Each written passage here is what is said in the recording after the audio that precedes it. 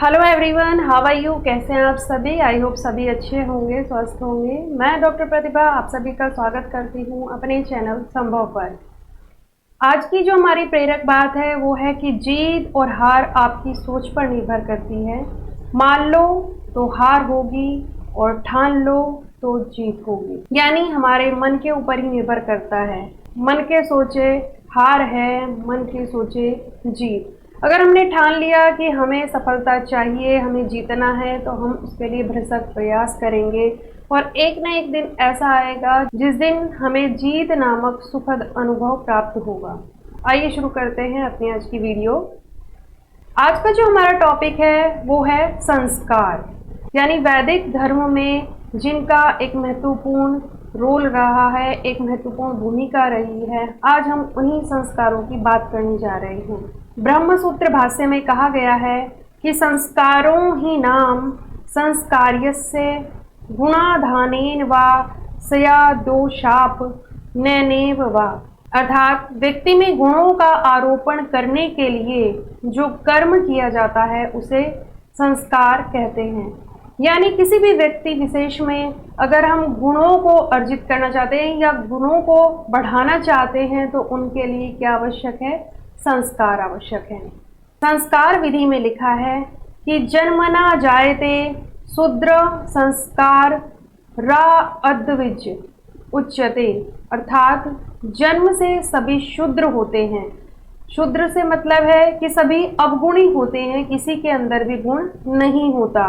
और संस्कारों द्वारा व्यक्ति को द्विज बनाया जाता है, यानी संस्कारों के द्वारा ही उसमें गुण उत्पन्न किए जाते हैं। अब अगर हम बात करें संस्कारों की कि संस्कार कितने हैं, तो गौतम स्मृति शास्त्र में 40 संस्कारों का उल्लेख किया गया है। कुछ जगह 48 यानी 48 संस्कार भी बताए गए हैं। महर्षि अंगीरा ने 25 संस्कारों का उल्लेख किया है और वर्तमान में महर्षि वेदव्यास स्मृति शास्त्र के अनुसार 16 संस्कार प्रचलित हैं। उनके अनुसार गर्भाधानम पुंसवनम सीमांतो जात कर्म च नाम क्रिया निष्कर्मणे अन्नाशानम वप्न क्रिया कर्णवेदो व्रतादेशो वेदारंभ क्रिया विधि के शांत स्नान मुद्दाहो विवाह अग्नि परिग्रह त्रेताग्नि संग्रहश्चेति संस्काराः षोडश स्मृता। ये व्यास स्मृति से ली गई पंक्तियां हैं और उनके अनुसार 16 संस्कार बताए गए हैं जो कि वैदिक धर्म में प्रचलित रहे हैं। तो ये तो बात थी कि संस्कार कितने हैं। अलग अलग पुस्तकों में या अलग अलग विद्वान ने संस्कारों की संख्या भिन्न भिन्न बताई है, लेकिन जो हमारे मुख्य संस्कार हैं वर्तमान समय की अगर हम बात करें तो लोग उनसे भी अनभिज्ञ हैं। आज हम यही प्रयास करने जा रहे हैं कि लोगों को या वर्तमान में जिन संस्कारों को हम भूल चुके हैं उनसे हम परिचित कराने का एक छोटा सा प्रयास करने जा रहे हैं। इसी के अंतर्गत भारतीय जीवन पद्धति में संस्कारों का बहुत अधिक महत्व रहा है। जीवन में सर्वांगीण उन्नति और मृत्यु के अनंतर स्वर्ग या मोक्ष भारतीय परंपरा है। आयु के प्रत्येक भाग के विकास के लिए संस्कारों की योजना बनाई गई है। संस्कार शब्द की व्याख्या प्राचीन मनीषियों ने अनेक प्रकार से की है। जैसे संस्कार वह है जिसके होने पर कोई पदार्थ किसी योग्य हो जाता है। योग्यता का आधान करने वाली क्रियाएं संस्कार कहलाती हैं। यानी जिन गुणों का हमारे अंदर अभाव है उन गुणों को यदि हमें अपने अंदर लाना है तो उनका जो कार्य है वो कौन करेगा? संस्कार करेगा। यानी हमें संस्कार योग्य बनाते हैं। संस्कारों द्वारा गुणों का आधान किया जाता है और दोषों को दूर किया जाता है।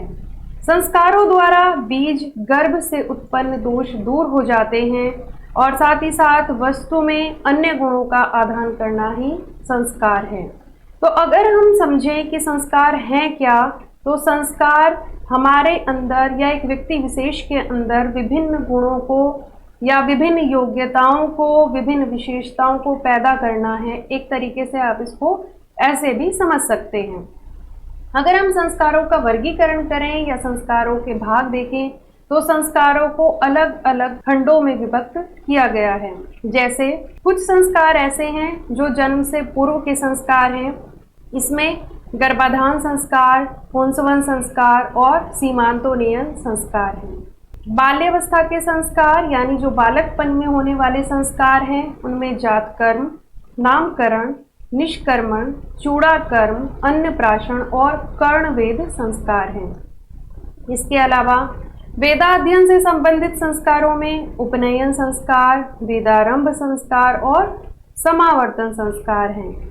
वहीं आश्रमों में प्रवेश करने के संस्कारों में विवाह, वानप्रस्थ और संन्यास आश्रम है। मृत्युतर संस्कार है अंत्येष्टि, यानी मृत्यु के उपरांत जो होने वाला संस्कार है वो है हमारा अंत्येष्टि संस्कार। आज से हम जो क्रम शुरू करने जा रहे हैं उसमें हम इनके अलग अलग भागों को देखेंगे, क्योंकि संस्कारों के विषय में अगर हमें विस्तार से जानना है तो सारी चीज़ें एक ही वीडियो में लाना बहुत ही मुश्किल बात है। उससे वीडियो भी बहुत ज़्यादा लंबी हो जाएगी और हम लोग उसे अच्छे से समझ भी नहीं पाएंगे।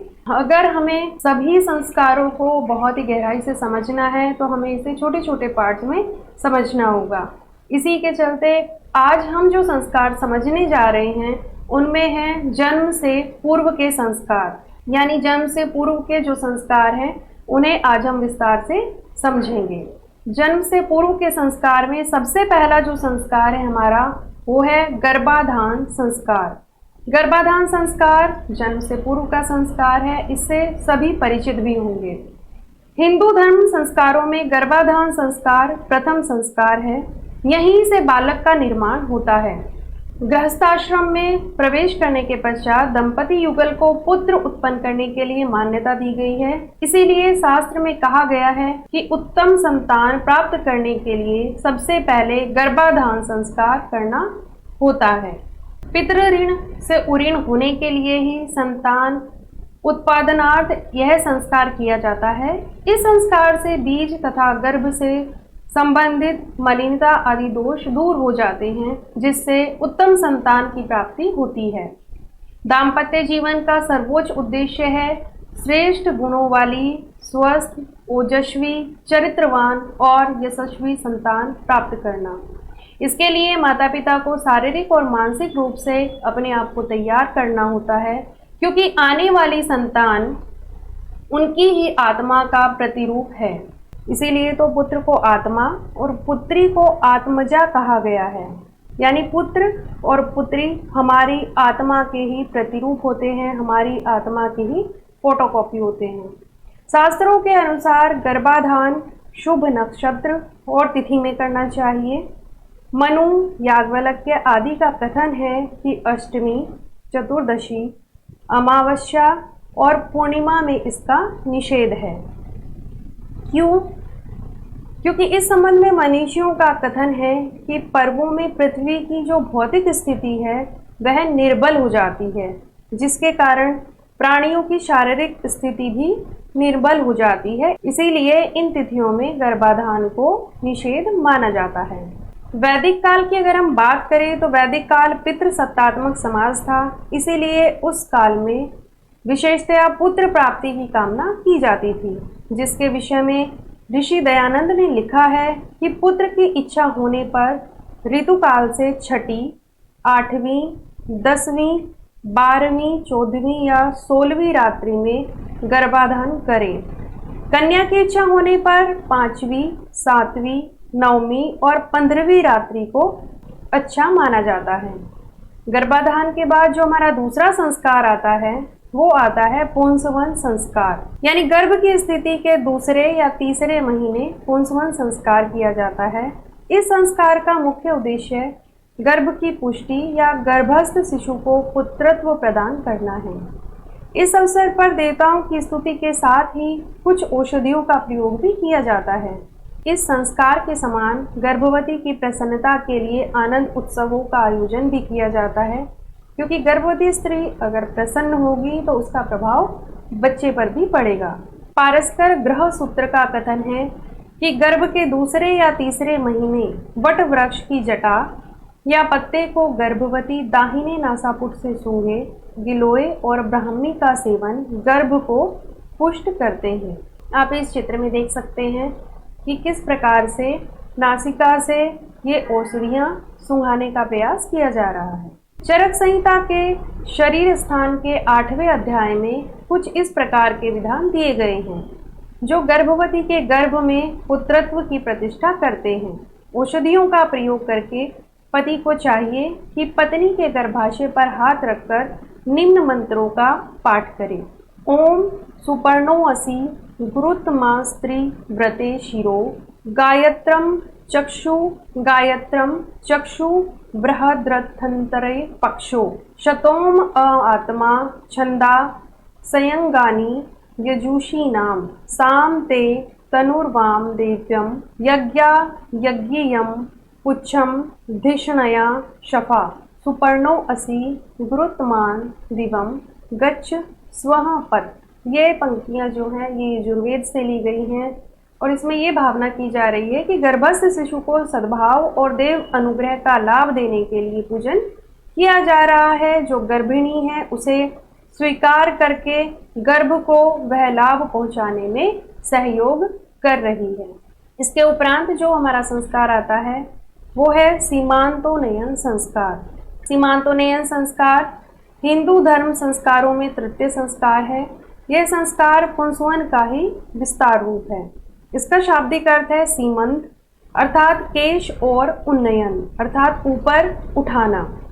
इस संस्कार विधि के समय पति अपनी पत्नी के केशों को संवारते हुए ऊपर की ओर उठाता था, इसीलिए इस संस्कार का नाम सीमांतोन्नयन पड़ गया। आप इस चित्र में देख सकते हैं, इसमें पूजा पाठ और हवन के बाद जो पति है वो अपनी पत्नी के केशों को संवार रहे हैं, इसीलिए इस संस्कार को सीमांतोन्नयन संस्कार कहा गया है। इस संस्कार का उद्देश्य गर्भवती स्त्री को मानसिक बल प्रदान करते हुए सकारात्मक विचारों से पूर्ण रखना था। शिशु के विकास के साथ माता के हृदय में नई नई इच्छाएं पैदा होती हैं। शिशु के मानसिक विकास में इन इच्छाओं की पूर्ति महत्वपूर्ण भूमिका निभाती है। अब वह सब कुछ सुनता है और समझता है तथा माता के प्रत्येक सुख दुख का सहभागी होता है। अतः छठे या 8वें माह में इस संस्कार को अवश्य कर लेना चाहिए। इसमें कोई संदेह नहीं कि गर्भस्थ शिशु बहुत ही संवेदनशील होता है। सती मदालसा के बारे में कहा जाता है कि वह अपने बच्चे के गुण, कर्म और स्वभाव की पूर्व घोषणा कर देती थी। फिर उसी प्रकार निरंतर चिंतन, क्रियाकलाप, रहन सहन, आहार विहार और बर्ताव अपनाती थी, जिससे बच्चा उसी मनोभूमि में ढल जाता है जैसा कि वह चाहती थी। फिर उसी प्रकार निरंतर चिंतन, क्रियाकलाप, रहन सहन, आहार विहार और बर्ताव अपनाती थी, जिससे बच्चा उसी मनोभूमि में ढल जाता है जैसा कि वह चाहती थी। इस प्रकार के और भी उदाहरण हैं, जैसे भक्त प्रहलाद की माता गयाधु को देवर्षि नारद भगवत भक्ति के उपदेश दिया करते थे, जो प्रहलाद ने गर्भ में ही सुने थे। व्यास पुत्र शुकदेव ने अपनी माँ के गर्भ में सारा ज्ञान प्राप्त कर लिया था। अर्जुन ने अपनी गर्भवती पत्नी सुभद्रा को चक्रव्यूह भेदन की जो शिक्षा दी थी, वह सब गर्भस्थ शिशु अभिमन्यु ने सीख ली थी। उसी शिक्षा के आधार पर 16 वर्ष की आयु में ही अभिमन्यु ने अकेले 7 महारथियों से युद्ध कर चक्रव्यूह भेदन किया था। इसीलिए इस संस्कार को करते समय शास्त्र वर्णित गूलर वनस्पति द्वारा गर्भिणी पत्नी के सीमंत यानी मांग का ओम भूर्विनियामी, ओम भूर्विनियामी, ओम भूर्विनियामी पढ़ते हुए और पृथक करणादि क्रियाएं करते हुए पति को निम्नलिखित मंत्रोच्चारण करना चाहिए। येनादिते सीमानम नयाति प्रजापति महर्ते शोभगाय तेना हमस्यो सीमानम नयामि प्रजामस्ये जर दृष्टि कृणोमि। अर्थात जिस प्रकार देवमाता अदिति का सीमांतोन्नयन प्रजापति ने किया था, उसी प्रकार मैं इस गर्भिणी का सीमांतोन्नयन करके उसके पुत्र को जरावस्था पर्यंत दीर्घजीवी करता हूँ। संस्कार के अंत में वृद्धा ब्राह्मणियों द्वारा पत्नी को आशीर्वाद दिलवाएं।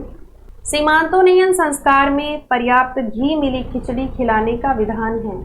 इसका उल्लेख गोभिल गृह सूत्र में इस प्रकार किया गया है, किम पश्यासि त्युक्त्वा प्रजामिति वाचयेत् तम सा स्वयं भुज्जीत वीर सुरजीव पत्नीति ब्राह्मण्यो मंगलाभि वार्गभि पासिरन। अर्थात यह पूछने पर कि क्या देखती हो तो स्त्री कहे मैं तो संतान देखती हूँ, उस खिचड़ी का गर्भिणी सेवन करे।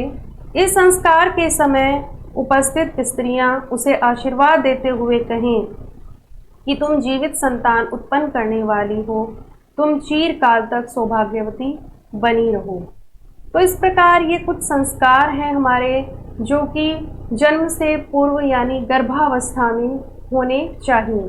वर्तमान काल में अगर हम देखें तो इस प्रकार के संस्कारों से लोग परिचित नहीं है, ना ही इन सभी संस्कारों का आजकल यानी आधुनिक युग में कोई मान्यता रही है। लेकिन फिर भी हमारा प्रयास है कि हमारा जो वैदिक ज्ञान है, जो हमारी वैदिक धरोहर है, उससे हम सभी को परिचित कराएं। तो इसी प्रयास में हम ये वीडियो लेके आए हैं, और अगर आप लोगों को ये वीडियो हमारी पसंद आई तो हमें कमेंट बॉक्स में ज़रूर बताइए, ताकि जो बाकी बचे हुए संस्कार हैं उनके लिए भी हम गहन अध्ययन करके इसी प्रकार विस्तार पूर्वक वीडियोज़ आपके लिए लेकर आएँ, ताकि हम लोग जो हमारे वैदिक धरोहर का ज्ञान है उससे परिचित हो सकें। इसके साथ ही अब हमें आज्ञा दीजिए। Please like, share and subscribe. Thank you so much.